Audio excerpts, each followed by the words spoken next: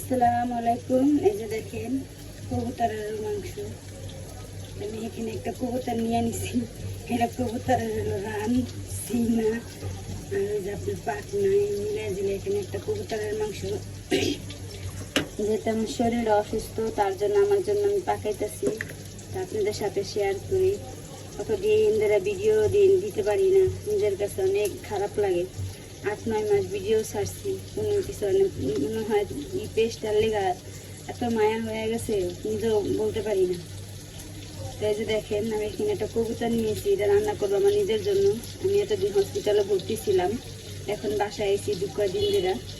তাই আজকে আমি হসপিটালে গেছিলাম, হসপিটাল থেকে আসার পথে কবুতরের বাচ্চা পাইলাম, তো ওখান থেকে নিয়ে আসছি। তো একটা রান্না করব, আপনাদের সাথে শেয়ার করবো যে কবুতর ভুনা অল্প মশলা দিয়ে এটা রুগীদের জন্য কিভাবে রান্না করে। তাই রাঁধতে থাকি, দেখতে থাকি। এই যে দেখেন এখানে আমি 2-3টা পেঁয়াজ কেটে নিচ্ছি, 2-3টা কাঁচামরিচ দিয়ে নিচ্ছি। তাই আমি অল্প একটু তেল দিয়ে নিব, যে আপনারা যারা একটু তেল যদি বেশি খাইতে চান রুগীদের জন্য একটু তেল কম দেওয়াটাই খুবই ভালো। এখানে একটা তেজপাতা, একটা লং, 2 এলাচ, একটা দারচিনি দিয়ে দিই।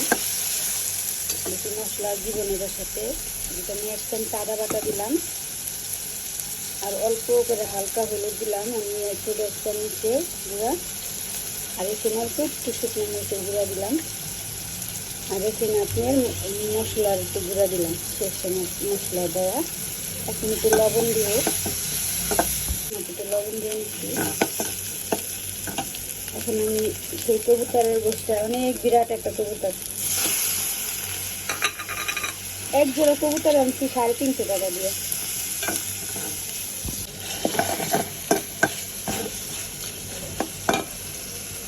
কষান একটু হয়ে গেছে, তো আমি অল্প একটু পানি দিয়ে নেব। হালকা একটু ঝোল রাখবো, কবুতর একটু ঝোলই খায়।